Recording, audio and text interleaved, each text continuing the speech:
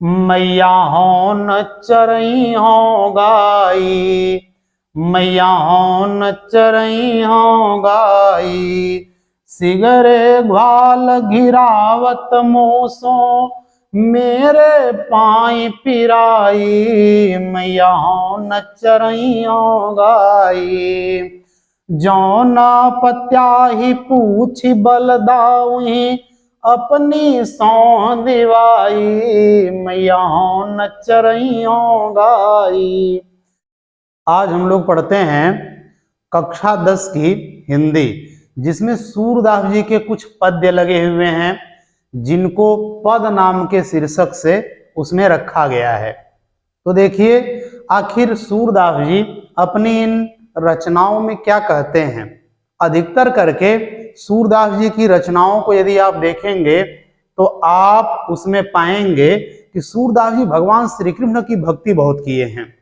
तो इन पंक्तियों में भी हम देखते हैं कि भगवान श्री कृष्ण के बारे में सूरदास जी क्या कहते हैं। ठीक है, और एक बात मैं आपको और बता दूं कि सूरदास जी को अष्टछाप के कवियों में सबसे बड़ा कवि माना जाता है। अगर परीक्षा में आए कि बताइए अष्टछाप के सबसे बड़े कवि कौन हैं, तो आप लिखेंगे सूरदास। ठीक है, चलिए हम लोग शुरू करते हैं। देखिए क्या कहते हैं।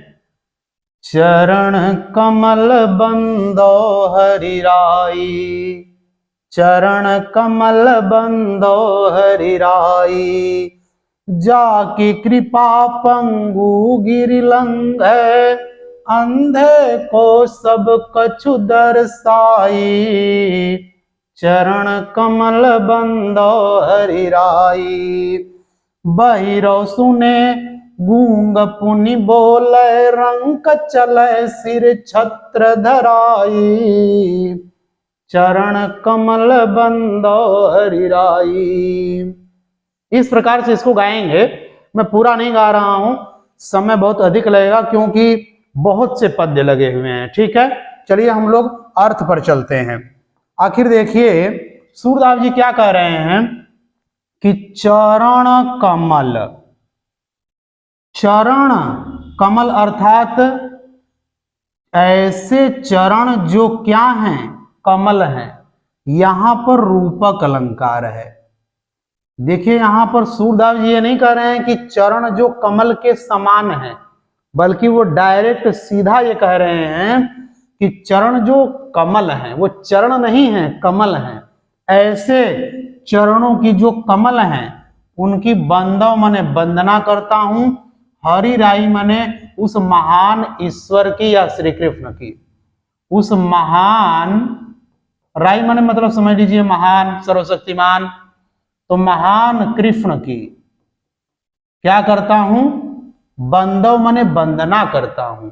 ठीक है, अब देखिए इस पंक्ति का अर्थ क्या हुआ कि मैं महान कृष्ण या भगवान श्री कृष्ण, यहां पर अब डायरेक्ट ऐसे लिखिए कि मैं भगवान श्री कृष्ण के चरण कमलों की वंदना करता हूं। तो ये बताइए कि भाई कोई भी व्यक्ति किसी की वंदना क्यों करेगा, उसके अंदर कुछ गुण तो होना चाहिए। तो अब गुणों का वर्णन करते हैं सूरदास जी कि मैं क्यों उसकी वंदना करता हूं। तो देखिए जाकी कृपा मतलब जिसकी कृपा से, पंगु माने लंगड़ा व्यक्ति, गिरी माने पहाड़ को, लंघे माने लांघ जाता है।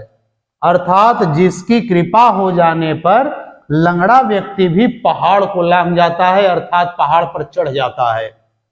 अंधे को सब कछु दर्शाई, और अंधे को माने अंधा व्यक्ति को, सब कछु माने सब कुछ, दर्शाई माने दिखने लगता है। ठीक है, और बहिरो सुने, बहरा व्यक्ति सुनने लगता है। गूंग पुनि बोले, गूंगा व्यक्ति पुनि माने फिर से बोले माने बोलने लगता है। और रंक, रंक माने होता है एकदम भिखारी व्यक्ति, तो भिखारी व्यक्ति भी चले माने चलता है। सिर माने सिर पर, छत्र माने छत्र धारण करके, मुकुट धारण करके, धराई माने धारण करके। ठीक है, और सूरदास, स्वामी करुणामय, बार बार बंदो तिहि पाई।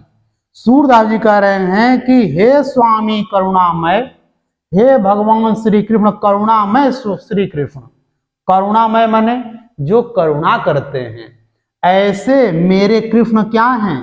स्वामी हैं। मेरे भगवान श्री कृष्ण करुणामय हैं और वो मेरे स्वामी हैं। मैं उनकी बार बार बंदव माने वंदना करता हूं, तिहि माने उनके, पाई माने पांव की, मैं उनके पांवों की बार बार वंदना करता हूं। ये कौन कर रहे हैं? सूरदास जी। ठीक है, चलिए इन 4 पंक्तियों का हम लोग पूरा अर्थ एक बार में देखते हैं। कहते हैं सूरदास जी कि मैं भगवान श्री कृष्ण के चरण कमलों की बार बार वंदना करता हूं या वंदना करता हूं। क्यों करता हूं? क्योंकि जिसकी कृपा हो जाने पर लंगड़ा व्यक्ति पहाड़ को लांघ जाता है, अंधा व्यक्ति सब कुछ देखने लगता है, बहरा सुनने लगता है, गूंगा बोलने लगता है और भिखारी व्यक्ति भी राजाओं की तरह हो जाता है। और अंत में क्या कह रहे हैं कि मैं सूरदास अपने भगवान श्री कृष्ण के चरणों की बार बार वंदना करता हूं। क्यों? क्योंकि वो मेरे स्वामी हैं, स्वामी माने मालिक हैं, और करुणामय अर्थात करुणा करने वाले हैं, इसलिए मैं उनके चरणों की बार बार वंदना करता हूं। ठीक है, अब हम लोग आगे बढ़ते हैं। देखिए आगे क्या कहते हैं सूरदास जी, अविगत गति कछु कहत न आवे, अविगत गति कछु कहत न आवे, ज्यों गूंगे मीठे फल को रस अंतर्गत ही भावे, अविगत गति कछु कहत न आवे।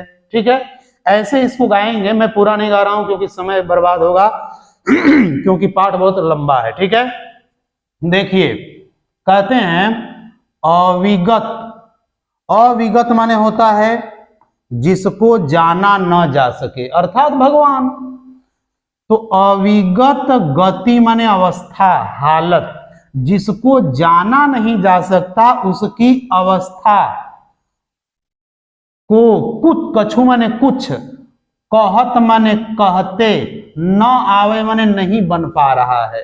अर्थात सूरदास जी कहते हैं कि जिसको जाना नहीं जा सकता उसकी अवस्था के बारे में मुझसे कुछ कहते नहीं बन रहा है। अर्थात भगवान कैसा है, किस प्रकार का है, भगवान के गुणों का जो वर्णन है ना, मुझसे कहते नहीं बन पा रहा है। समझ में आ गया? और देखिए जैसे, ज्यों माने जिस प्रकार, गूंगे माने गूंगा व्यक्ति, मीठे फल का रस, मीठे फल का रस, अंतर्गत माने अंदर ही अंदर, भावे माने पसंद करता है। जैसे किसी गूंगे व्यक्ति को हम लोग कोई फल देंगे मीठा, तो वो अंदर ही अंदर उसका मजा लेता है, बता नहीं सकता है।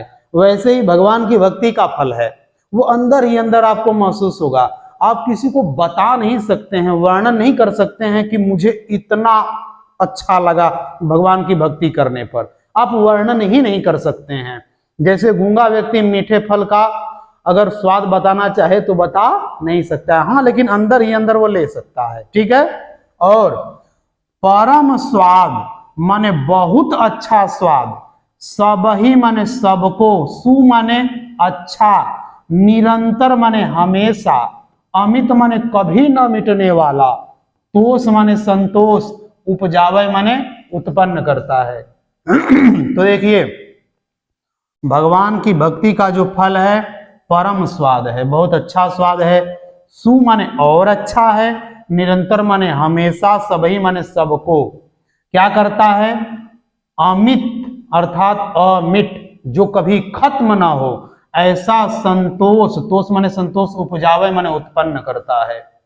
भगवान की भक्ति का जो स्वाद है बहुत अच्छा है, सबको मिलता है, और ऐसा संतोष उत्पन्न करता है जो कभी खत्म नहीं होता, अर्थात आपके मन में संतोष देता है। और मन बानी, मन से, और बानी माने वाणी से, कौ अगम अगोचर, मन और वाणी से जो क्या है, अगम है और अगोचर है। अगम माने जिसे जाना नहीं जा सकता, अगोचर माने जो इंद्रियों के योग्य नहीं है, अर्थात इंद्रियां जिसको देख ना सकें। अगोचर माने जिसको देखा नहीं जा सकता, इंद्रियों से महसूस नहीं किया जा सकता। सो जाने जो पावे, सो जाने माने वही जानता है, जो पावे माने जो पा लेता है। अरे भगवान की भक्ति का फल वही जानता है जो पा लेता है भगवान को। और देखिए, रूप रेख गुण जाति जुगत बिनु, रूप बिना रूप के, बिना रेखा के, बिना गुण के, बिना जाति के, बिना जुगति माने युक्ति उपाय के, बिनु माने बिना, निरालंब माने बिना आधार के, कित धावे मेरा मन किधर दौड़े, धावे माने दौड़े, किधर जाए, कित माने किधर, सब विधि अगम विचारहि, सब विधि माने हर प्रकार से, अगम माने न जानने योग्य, विचारहि माने जान करके, तातय माने इसलिए, सूर माने सूरदास, सगुण पद गावे माने सगुण पदों को गा रहे हैं। अर्थात भगवान श्री कृष्ण के सगुण पदों को गा रहे हैं, जो जो उनके अंदर गुण हैं, जो हमें दिखाई दें, जो हम महसूस कर सकें, ऐसे गुणों का वर्णन सूरदास जी कर रहे हैं, क्योंकि बाकी गुण तो हम कभी देख भी नहीं सकते अपनी इंद्रियों से। इसलिए चलिए इन पंक्तियों का पूरा अर्थ एक बार मैं बताता हूं। कह रहे हैं कि जिसे जाना नहीं जा सकता उसकी अवस्था मुझसे कहते नहीं बन पा रही है। जैसे गूंगा व्यक्ति मीठे फल का रस अंदर ही अंदर लेता है, मजा लेता है, उसी प्रकार भगवान के फल का भी जो स्वाद है ना वो अंदर ही अंदर मिलता है। और भगवान की भक्ति का स्वाद बहुत अच्छा है, मतलब परम स्वाद है, इससे बड़ा कोई स्वाद नहीं हो सकता। और ये सबको मिलता है, हमेशा मिलता है और कभी न मिटने वाला संतोष देता है। मन और वाणी से जो अगम और अगोचर है, मन और वाणी से जो देखा नहीं जा सकता, जाना नहीं जा सकता, वही जानता है जो उसको पा लेता है। रूप से, रेखा से, गुण से, जाति से और उपायों के बिना, निरालंब बिना आधार के मेरा मन किधर दौड़े, इसलिए मैं भगवान को सब प्रकार से अगम जान करके, न जानने योग्य जान करके, मैं सूरदास भगवान के सगुण पदों का गान कर रहा हूं। ये कहते हैं सूरदास जी। ठीक है, अब हम लोग आगे बढ़ते हैं कि देखिए सूरदास जी और क्या कहते हैं। देखिए अब ये जो पद्य है इसमें सूरदास जी भगवान श्री कृष्ण के बचपन का वर्णन करते हैं, बाल लीला का वर्णन है और गजब का यहाँ वर्णन किए हैं सूरदास जी। देखते हैं, किलकत कान घुटुरुनी आवत, मणिमय कनक नंद के आंगन, बिंब पकड़ी धावत, किलकत कान घुटुरुनी आवत। ठीक है, अर्थ देखते हैं। कहते हैं किलकत, किलकत माने किलकारी मारते हुए। किलकारी मारना समझते हैं, जो बच्चा होता है वह जो साफ आवाज में कभी बोलता नहीं है, तो वह जो तुतला तुतला करके बोलता है ना, उसी को कहते हैं किलकारी। तो किलकारी मारते हुए, कान माने कन्हैया, घुटुरूनी माने घुटने के बल, आवत माने आ रहे हैं। भगवान श्री कृष्ण किलकारी मारते हुए घुटनों के बल आ रहे हैं। और मणिमय माने मणियों से युक्त, कनक माने सोने के, नंद के आंगन माने बाबा नंद के आंगन में, बाबा नंद के सोने के मणियों लगे हुए आंगन में, बिंब माने छाया को, परछाई को, पकड़िबे माने पकड़ने के लिए, धावत माने दौड़ रहे हैं। कौन? भगवान श्री कृष्ण। भगवान श्री कृष्ण घुटने के बल आ रहे हैं, किलकारी मार रहे हैं, तोतली भाषा में बोल रहे हैं और बाबा नंद के सोने के मणियों लगे हुए, मणि लगे हुए आंगन में अपनी परछाई को पकड़ने के लिए दौड़ रहे हैं। ठीक है। और देखिए कबहू, कबहू माने कभी, निरखी माने देख करके, हरि माने श्री कृष्ण जी, आपू माने अपने, छा कौ माने परछाई को।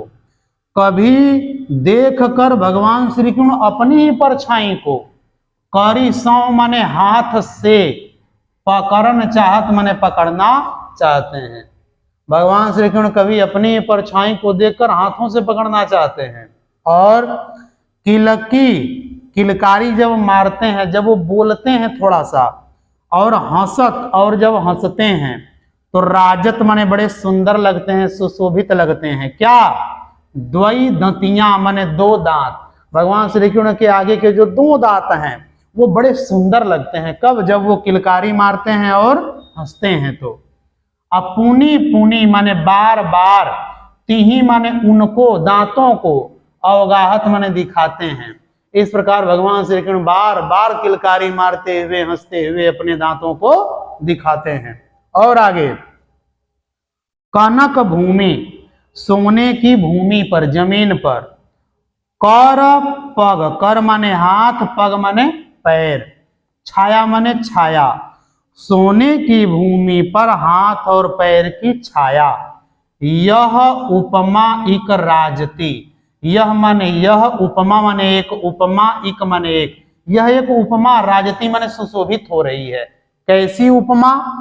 तो करी करी माने जहां जहां हाथ रख रहे हैं, अप्रतिपद जहां जहां पैर रख रहे हैं, प्रतिमणि हर मणि के ऊपर, कहा? वसुधा माने धरती पर, कमल बैठकी साजती, तो ऐसा लग रहा है जैसे कमल बैठकी माने बैठ गया हो या खिल गया हो, साजती माने सुंदर लग रहा है। अर्थ को समझिएगा, जहां जहां भगवान श्री कृष्ण घुटनों के बल पर हाथ रख रहे हैं और पैर रख रहे हैं, कहाँ रख रहे हैं? हर मणि के ऊपर, क्योंकि सोने के आंगन में मणियां लगी हैं तो उस पर रख रहे हैं। तो ऐसा लग रहा है जैसे कि धरती पर कमल के फूल खिल जा रहे हैं, हर कदम पर, हर पैर के, जहां जहां पैर रख रहे हैं वहां वहां। ठीक है। और देखिए, बाल दशा सुख, बाल दशा माने बच्चे की, दशा माने हालत को, अवस्था को देखकर सुख, बड़ा सुख पा रही हैं।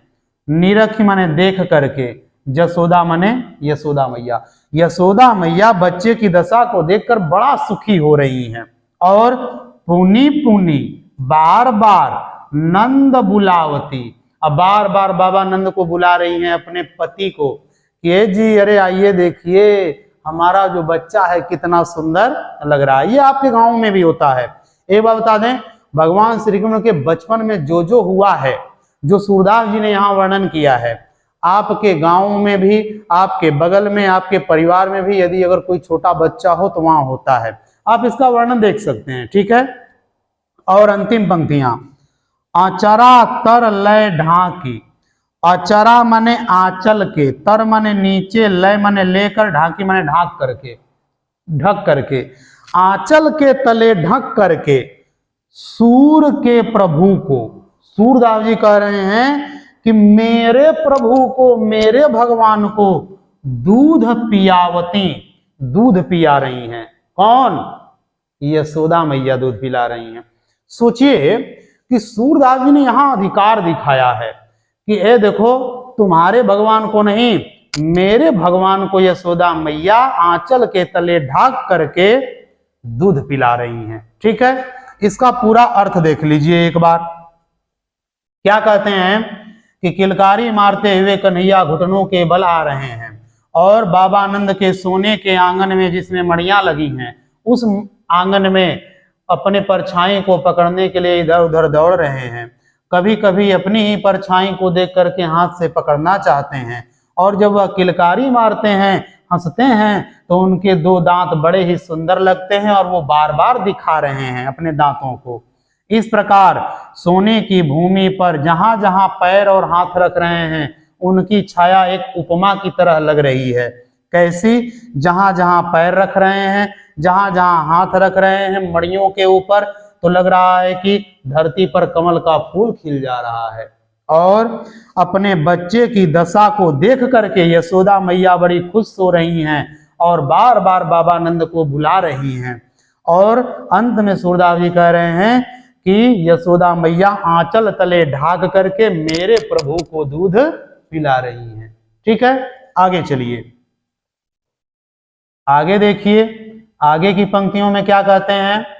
अब भगवान श्री कृष्ण थोड़े से बड़े हो गए हैं, तो अब बड़े हो गए हैं तो देखिए बच्चे बड़े हो जाते हैं तो अपने मम्मी पापा से कहते हैं कि मैं ये काम करूंगा, मैं वो काम करूंगा, पापा मैं ये करूंगा, आपके साथ ऑफिस जाऊंगा। तो देखिए यहां वो क्या कहते हैं भगवान श्री कृष्ण, मैं अपनी सब गाय चरई हूं, प्रात हो तबल कै संग जई हूं, तेरे कह न रही हूं, मैं अपनी सब गाय चरई हूं। क्या सुंदर कहते हैं भगवान श्री कृष्ण कि मैं अपनी सब गाय चरई हूं, अर्थात मैं अपनी सब गायों को चराऊंगा और प्रात होत माने सुबह होते ही, बालकें संग जइहो, बालकों के संग साथ जइहो माने जाऊंगा, तेरे कहे न रही हो, और ऐ मां तुम्हारे कहे माने कहने पर भी न रही हो, घर पर नहीं रहूंगा। और ग्वाल बाल गायनी, ग्वालों के साथ और बाल गायनी और गायों के बच्चों के भीतर माने साथ, उनके साथ नहीं कहूं माने थोड़ा सा भी, डर माने डर, नहीं लागत माने नहीं लगता है। अरे जब मैं ग्वाल बालों के साथ रहता हूं, गायों के साथ रहता हूं, उनके बीच में रहता हूं मां, तो मुझे थोड़ा सा भी डर नहीं लगता है। और आज न सोवो नंद दुहाई, करें कि है मां आज न सोवो, आज मैं रात भर नहीं सोऊंगा, नंद दुहाई, अपने बाबा अपने पिता नंद की मैं कसम खा के कहता हूं, रैनी रहूंगा जागत, दुहाई माने होता है कसम खाना, रैनी रहूंगा जागत, कहते हैं कि मां रैनी माने रात को, रहूंगा माने रहूंगा, जागत माने जागते, मैं रात भर जागते रहूंगा। और ग्वाल सब गाय चरई हैं, अब मैं घर बैठे रही हूं, कह रहे हैं कि और ग्वाल और सब ग्वाल बाल क्या करेंगे, सब गाय चरई हूं, सब गाय चराएंगे, अब मैं घर बैठे रही हूं, मैं क्या घर बैठे रहूंगा, अगर मैं सो जाऊंगा तो सब चराने चल जाएंगे, तो मैं क्या घर पर बैठा रहूंगा, इसलिए मैं आज रात भर नहीं सोऊंगा। और सूरदास जी अब क्या कह रहे हैं, श्याम तुम सोई रहो, कह रहे हैं सूरदास जी का देखिए कितना अपनापन है, अधिकार बता रहे हैं, जमा रहे हैं और अपनापन दिखा रहे हैं, कह रहे हैं कि श्याम तुम सोई रहो, हे श्याम तुम सो जाओ, अब माने अब, प्रात जान मैं दई हूं, प्रात माने सुबह का, जान माने जानकारी, मैं माने मैं दई हूं माने दूंगा, अरे तुम सो जाओ, मैं उसकी जानकारी सुबह होने की जानकारी दे दूंगा। यहां पर आप दोनों अर्थ निकाल सकते हैं कि यशोदा मैया भी कह रही हैं कि हे श्याम तुम सो जाओ, मैं सुबह जगा दूंगी, और अगर चाहें तो आप ये भी कह सकते हैं कि सूरदास जी भी कह रहे हैं कि अरे मेरे श्याम सो जाइए, मैं जगा दूंगा। ठीक है, पूरी पंक्ति का अर्थ देखिए, भगवान श्री कृष्ण थोड़े से बड़े हुए हैं तो कह रहे हैं कि मां मैं अपनी सब गायों को चराऊंगा, सुबह होते ही बालकों के संग जाऊंगा, तेरे कहने पर भी घर नहीं रहूंगा, और ग्वाल बालों के साथ गायों के भीतर मुझे जरा सा भी डर नहीं लगता है, आज मैं नहीं सोऊंगा, बाबा नंद की कसम, रात भर जागता रहूंगा, क्योंकि अगर मैं सो जाऊंगा तो सारे ग्वाल बाल गाय चराएंगे और मैं घर बैठा रहूंगा। तो सूरदास जी अंत में कहते हैं कि हे श्याम तुम सो जाओ, सुबह होने की जानकारी मैं तुम्हें दूंगा। ठीक है, आगे चलिए, देखिए कितनी अच्छी बातें यहाँ सूरदास जी लिखे हैं, इसलिए सूरदास जी को माना जाता है कि वो जन्मजात अंधे नहीं थे, क्योंकि जो व्यक्ति देखा ना हो ऐसा वर्णन कर ही नहीं सकता है। लेकिन कुछ लोग कहते हैं कि नहीं भगवान श्री कृष्ण की कृपा थी इसलिए उन्होंने ऐसा लिख दिया है। तो आगे चलते हैं, देखिए क्या कहते हैं भगवान श्री कृष्ण। अब गायें चराने तो गए थे, लेकिन जब गाय चरा के एक दिन के बाद दूसरे दिन क्या कहते हैं अपनी माता जी से कहते हैं मैया हो न चरई हो गाई, मैया हो न चरई हो गाई, सिगरे ग्वाल घिरावत मोसो मेरे पाई पिराई, मैया हो न चरई हो गाई।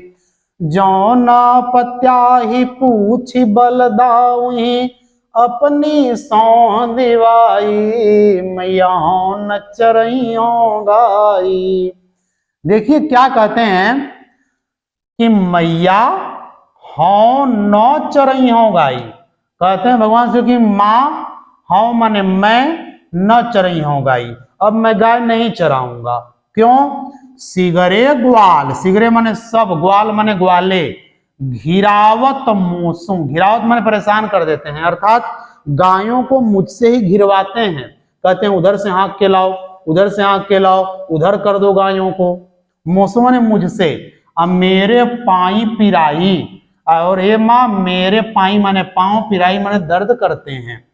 और जौ नौ पत्याही, यदि माँ, जौ माने यदि, न माने नहीं, पत्याही माने तुमको विश्वास है, अगर तुमको विश्वास नहीं है तो पूछ बलदाऊ ही, तो बलदाऊ भैया से पूछ लो, बलराम भैया से। अपनी सौह दिवाई, अपनी माने अपनी, सौह माने कसम, दिवाई माने दिला करके। ए मां, अगर तुमको मेरी बात पर विश्वास नहीं है तो बलदाऊ भैया से अपनी कसम दिलवा करके तुम पूछ लो। और यह सुन करके माई जसोदा, मैया यशोदा क्या करती हैं? ग्वालिन अर्थात सभी ग्वालों को गारी देत रिसाई, गाली देती हैं और गुस्सा हो जाती हैं। रिसाई माने गुस्सा हो जाती हैं, गाली देती हैं, गालियां देती हैं। और क्या कहती हैं? मैं पठौती, मैं माने मैं, पठौती माने भेजती हूँ, अपने लड़का को, मैं अपने लड़का को भेजती हूँ। आवे मन बहराई, आवे माने आ जाए, मन माने मन को, बहराए माने बहरा करके, बहला करके। मैं अपने लड़के को भेजती हूँ कि जाएगा, इसका मन बहल जाएगा, फुसल जाएगा। और क्या? सूर श्याम मेरो अति बालक, सूरदास जी कह रहे हैं कि जो श्याम है ना, मेरे अति बालक है, मतलब बहुत छोटे हैं। अब मारत ताही रिंगाई, रिंगाई मैंने परेशान कर देते हो, अब मारते हो कि पूरा मेरे बेटे को परेशान करके रख देते हो। ठीक है, चलिए इसका पूरा अर्थ देखते हैं। कहते हैं सूरदास जी कि भगवान श्री कृष्ण कह रहे हैं कि माँ, मैं अब अपनी गायों को नहीं चराऊंगा, सारे ग्वाल मुझसे ही गायों को इधर उधर हंकवाते हैं, बुलवाते हैं, मेरे पांव दर्द करने लगते हैं। यदि तुमको विश्वास नहीं है माँ, तो तुम बलदाऊ भैया से अपनी कसम दिला के पूछ लो। यह सुनकर के यशोदा मैया ग्वालों को खूब गालियां देती हैं और गुस्सा हो जाती हैं और कहती हैं कि मैं अपने लड़के को भेजती हूँ कि मन बहला लेगा वहां जा करके, और तुम लोग करते हो कि मेरे बेटे को पूरा मारते हो, परेशान करके रख देते हो, क्योंकि मेरा बेटा तो अभी अति बालक है, बहुत छोटा है। ठीक है, आगे चलिए, आगे की पंक्तियों में अब देखिए, आगे की जो पंक्तियां हैं, भगवान श्री कृष्ण के बारे में कहा जाता है कि जब वो बड़े हो गए और वहां की जो गोपियां थी वो उनसे प्रेम करती थी, तो भगवान श्री कृष्ण बांसुरी भी बजाते थे, तो वो अधिकतर करके बांसुरी बजाते थे। तो गोपियां क्या कहती हैं, सुनिए। कहते हैं, सखीरी मुरली लीजय चोरी, जिन गोपाल कीन्हे अपने बस, प्रीति सबनी की तोरी, सखीरी मुरली लीजय चोरी, छिन एक घर भीतर निशिबासर, धरत न कबहू छोरी, सखीरी मुरली लीजय चोरी। ऐसे गाएंगे। देखिए सखियां क्या कहती हैं आपस में, गोपियां, सखीरी, ए सखी, मुरली लीजय चोरी, मुरली माने मुरली को, लीजय माने लो, चोरी माने चुरा, अर्थात ए सखी मुरली को चुराए लो। जिनु माने जिनी माने जिसने, गोपाल माने कृष्ण को, किन्हें माने कर लिया है, अपने बस माने अपने बस में, इस बांसुरी ने कृष्ण को अपने बस में कर लिया है। अप्रीति सबनी की तोरी, प्रीति माने प्रेम, सबनी माने हम सबकी, हम सबके प्रेम को तोड़ी माने तोड़ दिया है इस बांसुरी ने, इसलिए ऐसा करो कि बांसुरी ही चुरा लो। छिन एक क्षण भी घर भीतर अनिसी बासर, घर के भीतर अनिसी माने रात और दिन, धरत न धरते नहीं है, कबहू माने कभी, छोड़ी माने छोड़ते नहीं है, अर्थात कभी भी ये बांसुरी को घर के भीतर हो चाहे बाहर हो, रात हो चाहे दिन हो, बांसुरी को कहीं छोड़ते नहीं है न कहीं रखते हैं। अकबहू कर माने हाथ में, अकबहू अधरणी माने होंठ पर, अकटी कबहू माने कटी माने कमर में, कबहू माने कभी, खोसत जोरी माने खोस लेते हैं। अब सोचिए कह रही हैं कि कभी हाथ में, कभी होंठों पर और कभी कमर में खोस लेते हैं।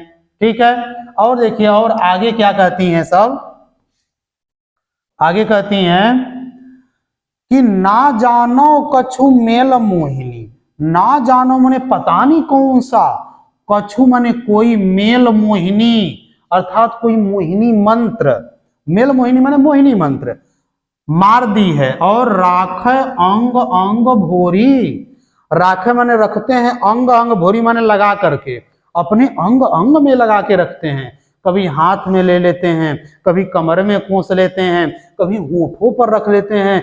पता नहीं कौन सा मंत्र चला दिया है इस बांसुरी ने कि अपने हर अंग अंग से उसको लगाकर रखते हैं। और सूरदास जी कहते हैं कि अरे सुनो, प्रभु को मन सजनी, अरे वो जो बांसुरी है ना प्रभु के मन की सजनी है, संगिनी है, साथिनी है। अब बंध्यो राग की डोरी, इसने राग माने प्रेम, इस बांसुरी ने प्रेम की डोरी बांध ली है। ठीक है, तो ये जो पंक्ति है इस पंक्ति का हम लोग पूरा अर्थ देख लेते हैं। सखियां कहती हैं कि ऐ सखी, मुरली को बांसुरी को क्या करो, चुरा लो, जिसने गोपाल को अपने बस में कर लिया है और हमारे प्रेम को तोड़ दिया है।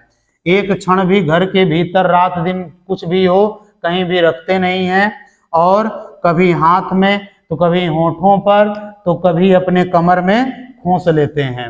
और पता नहीं कौन सा मोहिनी मंत्र वो चला दी है कि वो उसको अपने अंग अंग से लगाकर रखते हैं। तो सूरदास जी कहते हैं कि अरे वो प्रभु के मन की सजनी है बांसुरी, संगिनी है, साथिनी है, उसने राग की डोरी प्रभु से बांध ली है, प्रेम की डोरी प्रभु के साथ बांध ली है। ठीक है, अब चलिए आगे चलते हैं। यहाँ पर वो बात है कि भगवान श्री कृष्ण मथुरा गए हैं तो अपने मित्र उद्धव जी से बता रहे हैं, क्या बता रहे हैं सुनिए। उद्धव मोहि ब्रज बिसरत नाई, वृंदावन गोकुल बन उपवन, सघन कुंज की छाई। उद्धव मोहि ब्रज बिसरत नाई, कहते हैं भगवान श्री कृष्ण की उद्धव, हे उद्धव, मोहि माने मुझसे, ब्रज माने ब्रज, बिसरत माने भूलता, नहीं माने नहीं, नहीं माने नहीं, मुझसे ब्रज भूलता नहीं है। अब वृंदावन नहीं भूलता, गोकुल नहीं भूलता, वन जंगल नहीं भूलता, और उपवन बगीचा नहीं भूलता। और क्या नहीं भूलता, सघन कुंज, सघन माने एकदम घनी, कुंज माने बगीचे की, छाई माने छाया, कुंज माने वो होता है जैसे झाड़ी टाइप की छाया हो, जहां पर बड़ा घनघोर लताएं भी हो और पेड़ भी हो, तो उसे कुंज कहा जाता है। तो कह रहे हैं कि हे उद्धव जी, मुझसे वृंदावन, गोकुल, वन, बगीचा और कुंजों की सघन छाया भी मुझसे भूलती नहीं है। और प्रात समय माने सुबह के समय, माता जसुमती माने यशोदा मैया, औरु माने और, नंद माने बाबा नंद को, देख ही माने देख करके, सुख पावत माने मैं सुख पाता था, मैं जब उनको सुबह देखता था तो बड़ा खुश होता था और वो मुझे देखते थे तो बड़ा खुश होते थे, ये बात मैं भूल नहीं पाता हूं। माखन रोटी और दहियो सजायो, माखन रोटी और दही सजा करके एक साथ रोटी पर रख करके, अति हित माने बड़े प्रेम के साथ, खवावत माने खिलाती थी माता यशोदा। गोपी ग्वाल बाल संग खेलत, गोपियों के साथ, ग्वालों के साथ और बालों बच्चों के साथ संग खेलत माने साथ खेलते, सब दिन सारा दिन हंसत माने हंसते हुए सिरात माने बीत जाता था। वो चीजें मुझे याद आ रही हैं, वो दिन मुझे याद आ रहे हैं। सूरदास जी कह रहे हैं धनी धनी ब्रजवासी, अरे जो ब्रजवासी हैं ना वो सब धन्य हैं, धन्य हैं। जिनसे हित माने प्रेम था, जदू तात माने भगवान श्री कृष्ण का, भगवान श्री कृष्ण का जिनसे प्रेम था ना, ऐसे ब्रजवासी बड़े धन्य हैं। ठीक है, इनका पूरा अर्थ देखिए। भगवान श्री कृष्ण कह रहे हैं कि हे उद्धव, मुझसे ब्रज भूमि भूलती नहीं है, वृंदावन नहीं भूलता, गोकुल वन बगीचा और कुंजों की छाया मैं नहीं भूल पा रहा हूँ। सुबह के समय यशोदा मैया और बाबा नंद मुझे देखकर बड़े खुश होते थे, मैं उनको देखकर बड़ा खुश होता था। माखन रोटी दही सजा करके मुझे बड़ी प्रेम से खिलाती थी। गोपी ग्वाल वालों के साथ खेलते हुए हंसते हुए सारा दिन बीत जाता था। अरे सूरदास जी कहते हैं कि धन्य है ब्रजवासी जिनका प्रेम भगवान श्री कृष्ण के साथ था। ठीक है, आगे चलिए, आगे देखिए और क्या बातें हैं। अब देखिए इतना कह करके भगवान श्री कृष्ण उद्धव जी को भेजे हैं गोपियों को समझाने के लिए। तो उद्धव जी आए हैं समझाने, तो उल्टा गोपियां ही उनको समझा रही हैं। कहती क्या है, उद्धव मन न भये 10-20, उद्धव मन न भये 10-20, एक तो सो गयो श्याम संग को अवराध, उद्धव मन न भये 10-20। कहती हैं गोपियां कि हे उद्धव मन न भये, मन नहीं होते 10 या 20। अरे मन 10 या 20 नहीं होता है हे उद्धव। गोपियां समझा रही हैं उद्धव को कि उद्धव मन 10 या 20 नहीं होता है, 10 या 20 तो नहीं होता है, एक हुतो, एक ही होता है। और सो माने वही, गयो माने चला गया, श्याम संग माने श्याम के साथ, एक ही मन होता है, एक ही मन था वह चला गया भगवान श्री कृष्ण के साथ, श्याम के साथ। और को अवराध है इस, अब को माने किस मन से, अवराध है माने आराधना करें, इस माने भगवान की। अब भगवान की आराधना किस मन से करें, हमारा एक ही मन था वो भी उनके साथ चला गया। इंद्री शिथिल भई, शिथिल माने कमजोर, इंद्री माने इंद्रियां, इंद्रियां कमजोर हो गई। केशव बिनु माने भगवान श्री कृष्ण के बिना, केशव माने कृष्ण भगवान श्री कृष्ण, ज्यों माने जिस प्रकार, देही बिनु माने हाँ देही, बिनु शीस, जिस प्रकार देही माने शरीर, बिनु शीस माने बिना शीस के हो जाता है, बिना सिर के ये बाकी शरीर हो जाता है ना, वैसे हम लोग हो गई हैं। श्री कृष्ण हमारे समझ लीजिए सिर थे और हम उनकी, हमारी वो जो पूरी बाकी जो हमारा शरीर है वो हमारा बदन था, तो हमारा सिर ही चला गया। तो जैसे सिर के बिना देह हो जाती है, शरीर हो जाता है, वैसे हम हो गई हैं। आशा लागी रहती, आशा लगी रहती है, तन श्वासा और तन में श्वास चलती रहती है, अजीव ही कोटि बरिस, अजी रही हैं कोटि बरिस, कई कोटि माने करोड़ों, बरिस माने सालों तक, और यही मन में आशा है कि अब हम बस करोड़ों सालों तक जिए ताकि वो आए और उनको देख सकें। तुम तो सखा श्याम सुंदर के, कह रही हैं कि तुम तो सखा माने मित्र हो, श्याम सुंदर के माने कृष्ण के, सकल जोग के, ईश माने जानकार, सकल जोग माने सभी योग के, अरे सभी योगों के तुम तो जानकार हो हे उद्धव, और तुम श्याम के क्या हो, मित्र हो।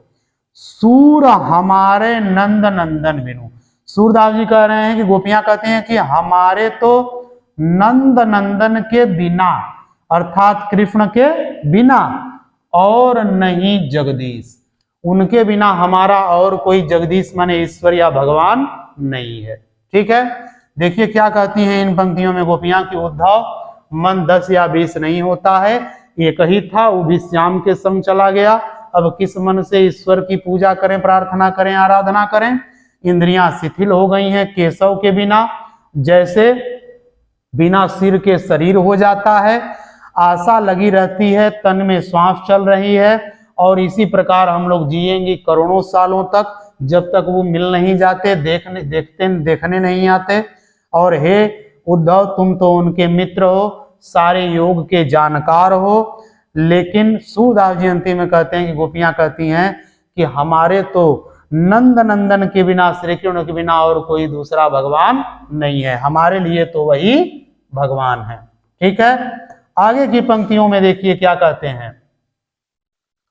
अब देखिए गोपियां कहती हैं, उद्धव जाहु तुम ही हम जाने, श्याम तुम ही यहाँ को नहीं पठ्यो, तुम हो बीच भुलाने, उद्धव जाओ तुम ही हम जाने। कहती हैं गोपियां कि उद्धव जाहु माने जाओ, तुम ही माने तुमको, हम जाने माने हम लोग जान गए, उद्धव जाओ जाओ हम तुमको जान गई। श्याम तुम ही माने श्याम तुमको, यहाँ माने यहाँ, यहाँ को माने को, नहीं पठ्यो, श्याम ने तुमको यहाँ नहीं पठाया है, भेजा है, पठ्यो माने भेजा है, श्याम ने तुमको यहाँ नहीं भेजा, तुम हो बीच भुलाने, तुम कहीं रास्ते में बीच में भूल के यहाँ आ गए हो। और ब्रज नारिन सो, ब्रज की नारिन माने गोपियां, स्त्रियां, ब्रज की गोपियों से, स्त्रियों से जोग कहत हो, योग की बात कहते हो, अब बात कहत न लजाने, और बात कहते हुए लजा नहीं रहे हो, ब्रज की स्त्रियों से योग की बात कहते हो और लजाते नहीं हो। बड़े लोग, जाने दो बड़े लोग हो तुम लोग, न विवेक तुम्हारे, तुम्हारे पास विवेक नहीं है, बुद्धि नहीं है, ऐसे भय अयाने माने अज्ञानी, ऐसे तुम लोग अज्ञानी लोग हो, बड़े लोगों के पास बुद्धि नहीं होती। हमसो कही लई, हमसो माने हमसे, कही माने कह, लई माने दिए, हमसे कह दिए, हम सही कहे, हम लोग सह ली, जी गुनी लेहु सयाने, क्योंकि हम लोग जी माने हृदय में, गुनी माने मान ली, लेहु माने लो, सयाने माने सयाना अर्थात ज्ञानी, हम तुमको ज्ञानी मान करके तुम्हारी बात को सुन ली और सह ली। कह अबला कह दशा दिगंबर, कहाँ अबला माने हम लोग अबला लोग, बिना बल की कमजोर लोग, और कह माने कहाँ, दशा दिगंबर माने दिगंबर दशा, अर्थात तुम जिस ईश्वर की उपासना करने के लिए कह रहे हो, हम लोग दिगंबर दिशा में कैसे आएंगी, अरे हम लोग तो अबला लोग हैं। मस्ट करो, मस्ट माने चुप, करो माने करो, चुप करो, पहचाने माने हम लोग पहचान गए तुमको, अब बस मत बोलो, शांत रहो, हम लोग पहचान गए। साच कहो, सच कहो, तुमको अपनी सौ, कहती हैं कि तुमको तुम्हारी कसम, अपनी सौ माने तुम्हारी, हे उद्धव तुमको तुम्हारी कसम है, सच कहना, बूझती माने पूछ रही हैं, बात माने बात, और निदाने माने निदान करो, अर्थात हमारे सवाल का जवाब दो, हम तुमसे पूछ रही हैं और तुमको तुम्हारी कसम है। सूर श्याम जब तुम ही पठायो, कह रही हैं कि श्याम जब, श्याम ने जब, तुम ही माने तुमको, पठायो माने भेजा, तब नहीं कहूं मुस्काने, तब माने तब, नहीं कहूं माने थोड़ा सा भी, मुस्काने माने मुस्कुरा नहीं रहे थे, जरा सच सच बताना। ठीक है, तो देखिए इन पंक्तियों में क्या कहती हैं गोपियां कि उद्धव जाओ हम तुमको जान गए, तुम यहाँ, श्याम ने तुमको नहीं भेजा है, तुम रास्ते में बीच में भूल करके यहाँ आ गए हो, ब्रज की नारियों से योग की बात कहते हो और लजाते नहीं हो। अच्छा चलो बड़े लोग हो, तुम्हारे पास बुद्धि नहीं है, अज्ञानी होते हो तुम लोग, हमसे कह दिए योग की बात, हम लोग सुन ली, हम तुमको ज्ञानी मान करके सुन ली, बुद्धिमान मान करके सुन ली, बताओ कहाँ हमारे, हम लोग अबला लोग और कहाँ दिगंबर दशा, बस चुप रहो, हम लोग पहचान गई, और सच सच बताना, तुमको तुम्हारी कसम है, हम तुमसे एक बात पूछ रही हैं, जवाब देना, कि जब तुमको श्याम यहाँ भेजे तो क्या थोड़ा सा भी मुस्कुरा नहीं रहे थे, सच सच बताना।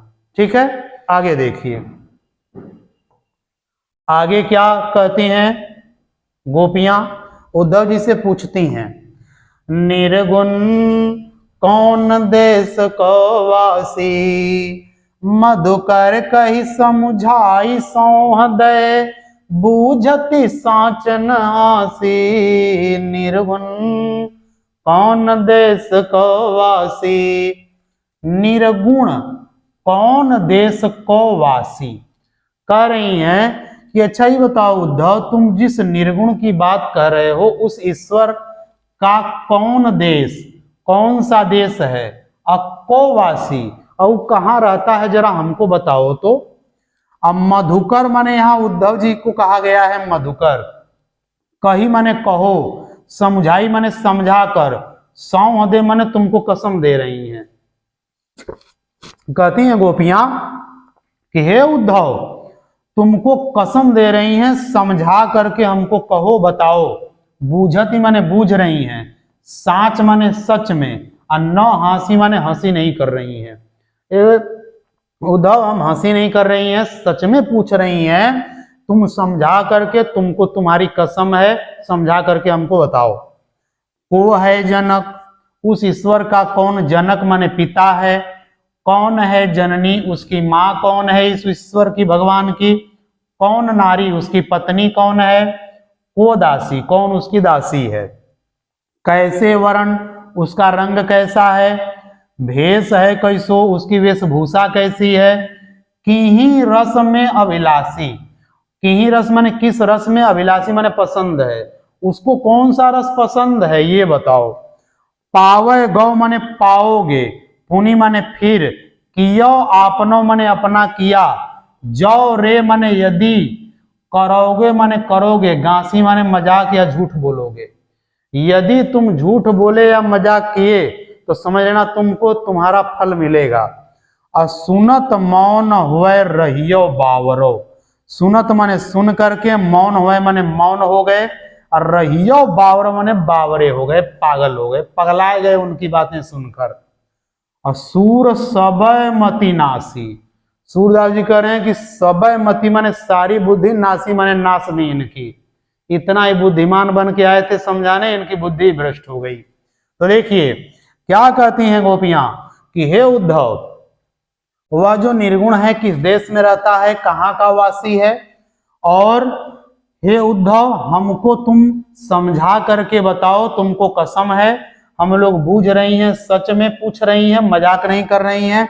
उसके पिता कौन है उस ईश्वर के, भगवान के, उनकी माँ कौन है, उनकी पत्नी कौन है, दासी कौन है, कैसा रंग है उनका, कैसी वेशभूषा है, और कौन सा रस उनको पसंद है। और यदि तुम मजाक करोगे तो समझ लेना तुमको तुम्हारा फल मिलेगा। और सुन करके यह बातें उद्धव जी बावरे हो गए, पागल हो गए, और सारी उनकी बुद्धि नष्ट हो गई। ठीक है, अब देखिए अंतिम पद्य पर चलते हैं, उसके बाद यह पाठ समाप्त हो जाएगा। अब देखिए भगवान श्री कृष्ण ने जब यशोदा मैया के पास थे, अब चले गए मथुरा में, तो उद्धव जी जब समझाने आए हैं तो यशोदा मैया से भी मिलने गए। तो यशोदा मैया ने जब उद्धव को देखा तो उद्धव से कहती हैं कि ये उद्धव, कृष्ण तो चले गए, मेरा बेटा तो चला गया, लेकिन जब तुम जाना ना तो कृष्ण की जो माँ देवकी है उससे मेरा एक संदेश कह देना। तो यहाँ पर यशोदा मैया अपना संदेश देवकी के पास उद्धव जी के माध्यम से भिजवा रही हैं। ठीक है, अंतिम पंक्तियां हैं, ध्यान से देखिए क्या कहती हैं।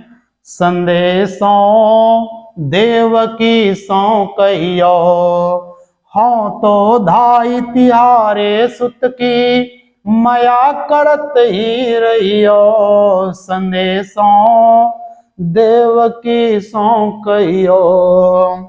देखिए संदेशों माने संदेशा, देवकी सौ माने देवकी से, कहियो माने कहना। हे उद्धव संदेशा देवकी से ये कहना कि हाँ तो माने हूं तो, धाई माने धाय, तिहारे माने तुम्हारे सुत की माने बेटे की। वैसे तो मैं तुम्हारे बेटे की केवल धाय हूं। धाय समझते हैं, वह औरत जो बच्चे का पालन पोषण करे, दूध पिलाए, बस जन्म न दी हो। ठीक है, तो जो माँ जन्म नहीं देती, केवल बच्चे का पालन पोषण करती है, दूध पिलाती है, वो धाय कहलाती है। तो यशोदा मैया तो जन्म दी नहीं थी, देवकी मैया जन्म दी थी। तो यशोदा मैया कह रही हैं कि देवकी से जाकर उद्धव ये कहना कि वैसे मैं तो उसके बेटे की केवल धाय हूं, लेकिन माया करत ही रही हो, लेकिन मैं हमेशा माया करती रहती हूं, उसके ऊपर मतलब उसके बारे में सोचती रहती हूं, और तुम भी माया करना हे देवकी। यद्यपि टेव तुम जानती उनकी, टेव माने रट जिद, यद्यपि माने यद्यपि, यद्यपि तुम उनकी रट जिद, तुम जानती उनकी जानती हो जिद को रट को, तो माने फिर भी, मोही माने मुझसे कही आवे माने कह दे रही हूं, फिर भी मैं तुमसे कह रही हूं। प्रात होत सुबह होते ही मेरे लाल लड़ैते, लड़ैते माने प्यारे, मेरे प्यारे लाल माखन रोटी भावे, मेरे प्यारे लाल को ना माखन और रोटी भाता था, बड़ा अच्छा लगता था। और तेल उबटनो, तेल देखकर और उबटन देखकर, उबटन जानते हैं सरसों का पीस करके बच्चों की मालिश के लिए बनाया जाता था, तो वो सब खत्म हो गया, नया जमाना आ गया। पुराने जमाने में देखिए उबटन की मालिश होती थी, बच्चा क्या पहलवान बनता था, सुंदर बनता था, मजबूत बनता था। और आज के जमाने में नए नए पाउडर और तेल से मालिश हो रही है और बच्चा और ज्यादा बीमार होता जा रहा है। पहले सोचिए कि भगवान श्री कृष्ण तेल और उबटन से मालिश हुई है उनकी, ऐसे थे भगवान श्री कृष्ण। तो अब तो धीरे धीरे समय बदल रहा है। कह रही हैं यशोदा मैया कि तेल और उबटन, और माने और, तातो जल माने गर्म पानी, ताही माने वह, देख ही भज जाते, देख करके भाग जाते थे। जब मैं मालिश करने के लिए तेल उबटन लाती थी, नहाने के लिए गरम जल लेकर के आती थी, तो वो देख के भाग जाते थे। और जोई जोई मांगत, जो जो मांगते थे, सोई सोई देती, वह मैं देती थी। क्रम क्रम के, तब क्रम क्रम से, बारी बारी से, करी के माने करके, नहाते माने नहाते थे। बच्चों को आप लोग भी देखिए फुसलाते हैं, विद्यालय नहीं जाते हैं तो कहते हैं कि बेटा मैं तुमको टोपी खरीदूंगा, बेटा मैं तुमको साइकिल खरीदूंगा, बेटा तुमको टॉफी ले लो चले जाओ, बेटा तुमको ये 5 रुपए पैसा ले लो चले जाओ। तो हम लोग कुछ फुसलाते हैं। वैसे ही यशोदा मैया कह रही हैं कि मैं उनको फुसलाती थी, जो जो मांगते थे वो मैं देती थी। तब धीरे धीरे वो क्या करते थे, नहाते थे। सूर पथिक सुन मोहि रैन दिन, सूरदास जी कह रहे हैं कि हे पथिक, पथिक किसको कहा गया है, उद्धव जी को।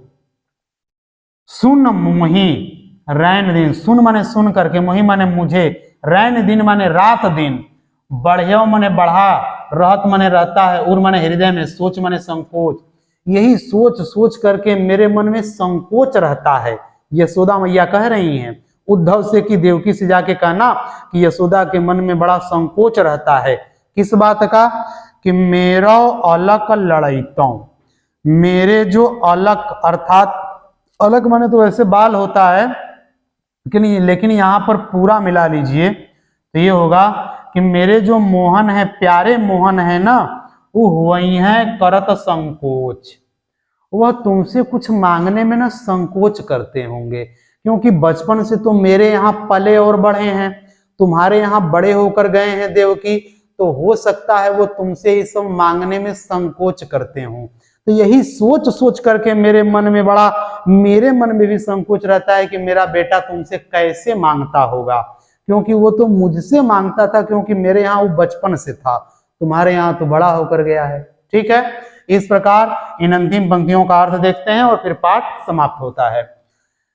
कहती हैं यशोदा मैया उद्धव से कि जा करके देवकी से मेरा संदेश कहना कि वैसे तो मैं तुम्हारे बेटे की धाय मां हूं, लेकिन फिर भी उनकी माया तुम करते रहना। यद्यपि तुम उनके जिद को जानती हो देवकी, फिर भी मैं तुमसे कह रही हूं कि सुबह होते ही मेरे बेटे को, प्यारे बेटे को माखन और रोटी अच्छा लगता था, तेल उबटन और गर्म जल देख करके, पानी देख करके भाग जाते थे।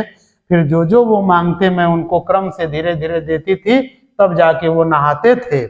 सूरदास जी कह रहे हैं कि ऐ पथिक, अर्थात उद्धव जी से वो कह रही हैं, तो यहाँ सूरदास जी अपना नाम दे दिए हैं। तो कह रही हैं कि यही रात दिन सुन करके मेरे मन में बड़ा संकोच रहता है। क्या, कि मेरे जो प्यारे मोहन है ना, वो तुमसे कुछ मांगने में बड़ा संकोच करते होंगे देवकी, इसलिए मैं तुमको ये बातें बता देता हूँ कि सुबह सुबह बता देती हूँ कि तुम उनको सुबह सुबह ये सब दे दिया करो। ठीक है, इस प्रकार आपका ये पाठ समाप्त होता है। बहुत ही अच्छा पाठ था। यदि आप इस पर ध्यान देते हैं तो आप इससे जो भी प्रश्न आएगा परीक्षा में कर सकते हैं। ठीक है, ये समाप्त हो गया।